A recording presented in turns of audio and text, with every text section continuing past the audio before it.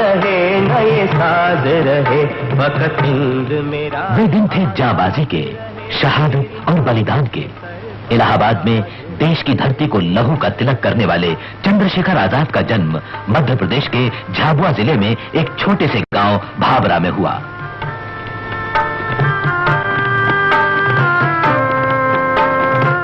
चारों तरफ घना जंगल था।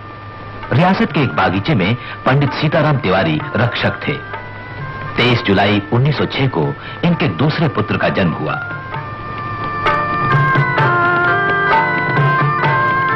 मां जगरानी देवी ने इसका नाम रखा चंद्रशेखर।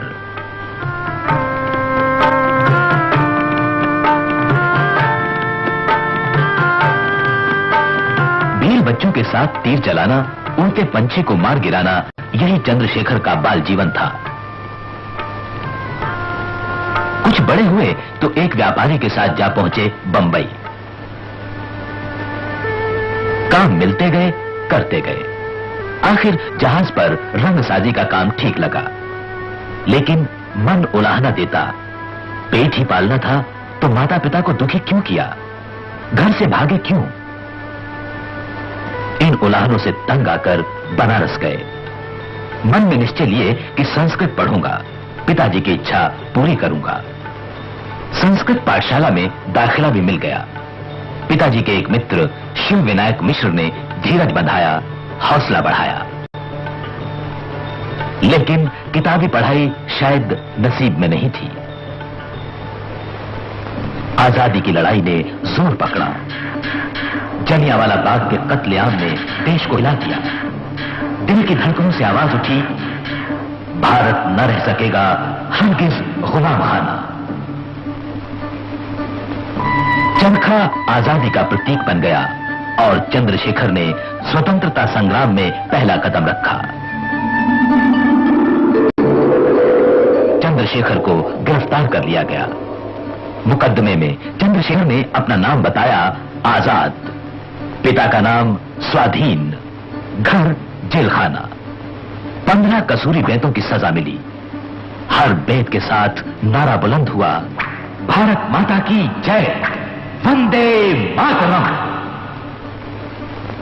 अब चंद्रशेखर आजाद हो गए। काशी विद्यापीठ में प्रवेश पाया। यहां परिचय हुआ क्रांतिकारियों से और क्रांतिकारी जीवन आरंभ हुआ।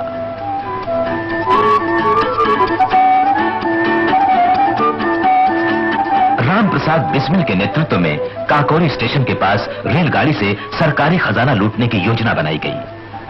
चंद्रशेखर आजाद इसमें शामिल थे। योजना सफल रही। आजाद के एक सहयोगी सदाशिवराव मलकापुरकर कहते हैं, काकोरी स्टेशन पर रामप्रसाद बिस्मिल के नेतृत्व में 10 हमारे देशभक्तों ने रेल से खजाना लूट लिया। ये घटना 9 अगस्त सन 1925 की है। यही है वो जगह जहां खजाना लूटा गया।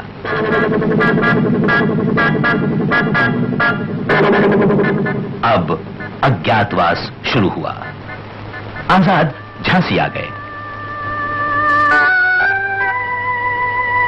आजादी के परवाने मास्टर रुद्र नारायण सिंह ने आसरा दिया, बढ़ावा दिया। वतन परस्तों का आशियाना लुट गया था। आजाद ने उसे फिर से बनाने का काम शुरू किया। क्रांतिकारी कार्य की कमान संभाली। इसी बीच काकोरी केस का फैसला सुनाया गया। आजाद के सहयोगी क्रांतिवीर शिव वर्मा के शब्दों में, काकोरी केस में 4 व्यक्तियों को मृत्युदंड मिला था। रामप्रसाद बिस्मिल, अशफाकुल्ला खान, रोशन सिंह और राजेंद्र लाहिड़ी।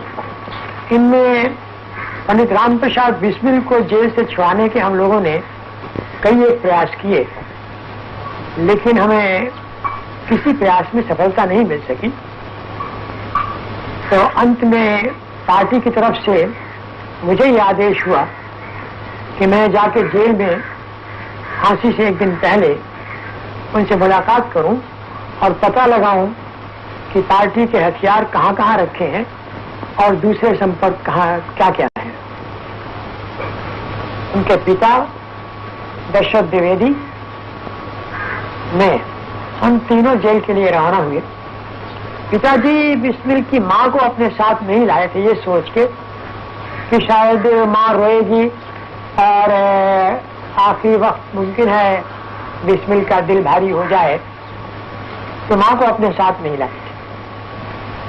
लेकिन हम जब जेल के गेट पर पहुंचे तो हमने देखा कि मां वहां पहले से मौजूद।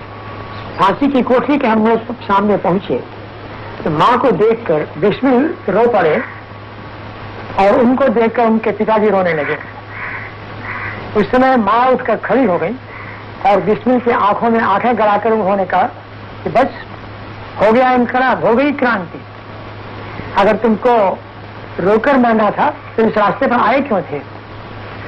बिस्मिल ने जवाब भी उतना ही अच्छा दिया।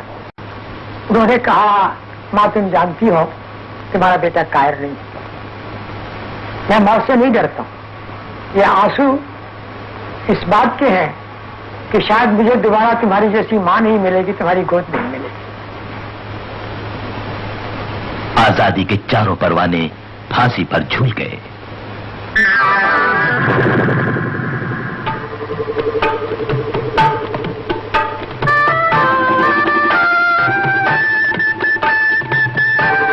झांसी में पुलिस की सरगर्मियां बढ़ी तो आजाद के लिए पास ही सातार नदी के तट पर रहने का इंतजाम किया गया।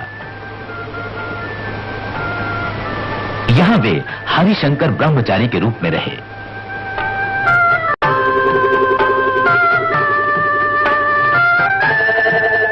पास ही भीमरपुरा गांव था जो अब आजादपुरा हो गया है। आजाद ने बच्चों को पढ़ाना शुरू किया। क्रांतिकारी दल के संगठन का कार्य पूरे जोरों के साथ शुरू हुआ। मास्टर रुद्र नारायण नौजवानों को सातार तट पर भेजते थे।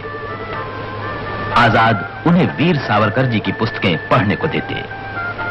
मनोभूमि तैयार होने पर उन्हें क्रांतिकारी दल में शामिल किया जाता था। झांसी ने आजाद को 3 अनन्य साथी दिए, विश्वनाथ वैशंपायन, सदाशिव मलकापुरकर और भगवान दास माहौर। इनका एक ही अरमान था, एक ही तमन्ना, मेरे सोने की लाली से कुछ तो लाल धरा होगी ही। बजरंगबली की इस मड़िया से क्रांतिकारी संगठन की जड़ें पूरे उत्तर भारत से महाराष्ट्र तक पहुंची।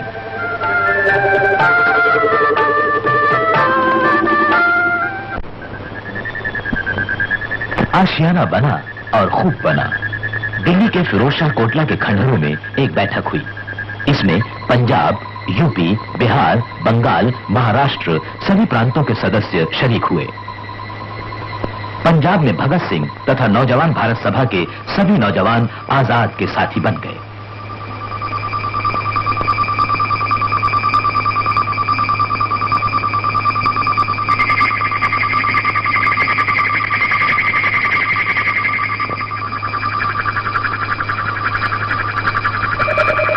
भगत सिंह के आग्रह पर समाजवाद को लक्ष्य माना गया और दल का नाम हुआ हिंदुस्तान सोशलिस्ट रिपब्लिकन एसोसिएशन।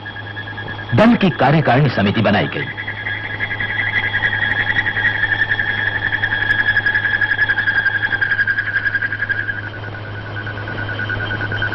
सर्वसम्मति से चंद्रशेखर आजाद को कमांडर इन चीफ चुना गया। धन जुटाया गया, हथियार आए, बम बनने लगे। सरफरोशों के दिल बेताब थे। जिस साम्राज्य पर कभी सूर्य अस्त नहीं होता था, उसकी नींवें हिलाने के लिए इंतजार था बस मौके का।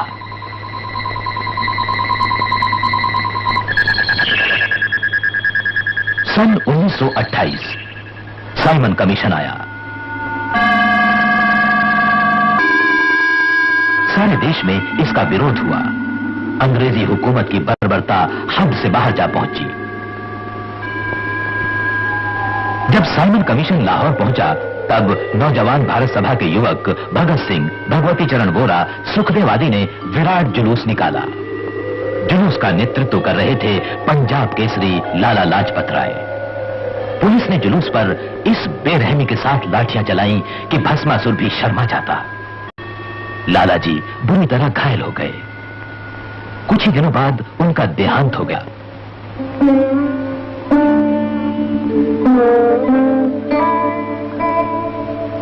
लाला जी के खून का बदला लिया गया।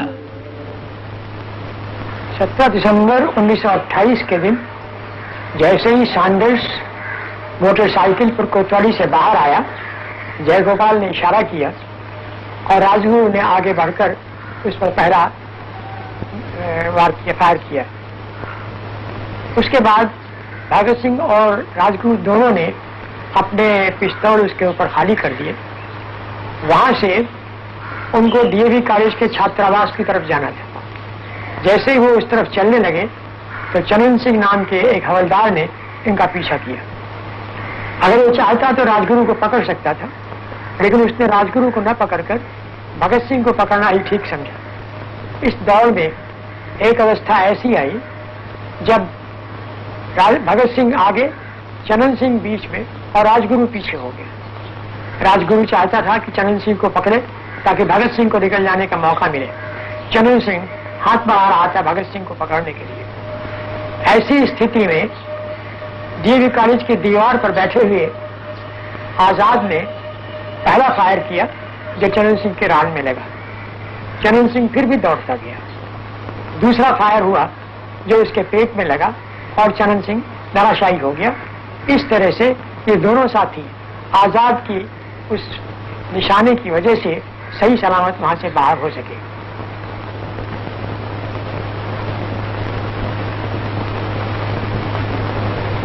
पुलिस ने लाहौर के चारों तरफ घेरा डाल दिया। इस घेरे में से बाहर कैसे निकलें? भगवती चरण वोरा की पत्नी दुर्गा भाभी बताती हैं। सैंडर्स मर्डर के बाद रात को सुखदेव मेरे पास आए और उन्होंने कहा आपको कहीं बाहर जाना पड़े तो आप जा सकती हैं। मैंने कहा जा सकती हूँ। मुझे कुछ मालूम नहीं था कि क्या प्लान था और क्या हुआ, लेकिन मैं तैयार हो गई।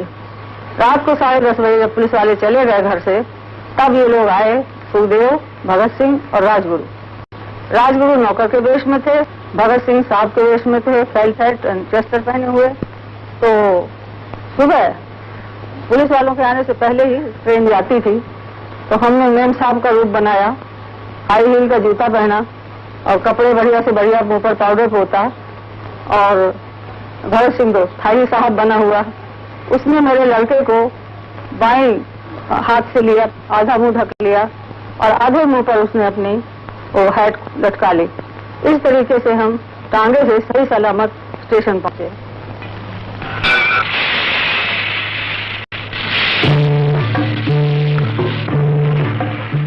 भगत सिंह को कलकत्ता भेजकर आजाद आगरा गए।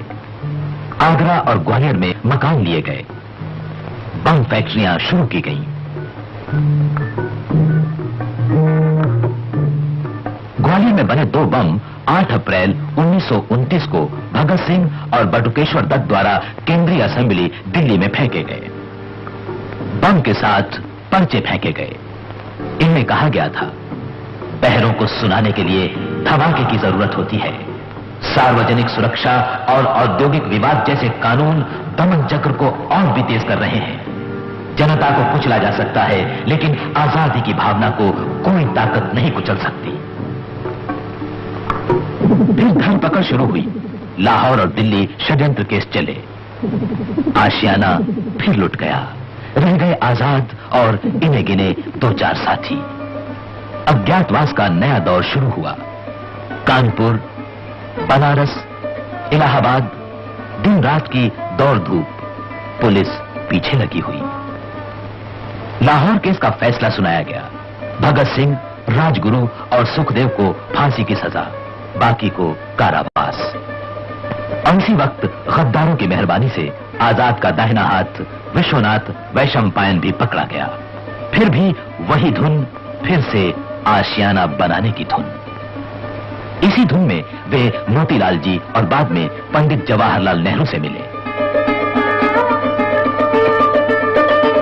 गद्दारों से सूचना पाकर पुलिस ने आजाद को इलाहाबाद के अल्फ्रेड पार्क में घेर लिया। आजाद अभिमन्यु की तरह लड़े, लेकिन चक्रव्यूह से निकल न सके। प्रतिज्ञा थी, दुश्मन की गोलियों का हम सामना करेंगे। आजाद ही रहे हैं, आजाद ही रहेंगे।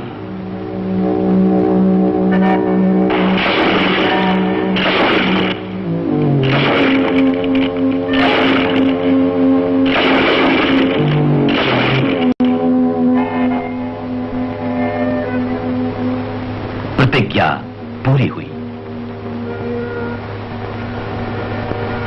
माता जगरानी देवी भावरा में चंद्रशेखर के लौटने का इंतजार करती रहीं। 2 उंगलियां बांध रखी थीं। चंद्रशेखर से मिलन के बाद इन्हें खोलना था, लेकिन यह मिलन सपना ही बना रहा।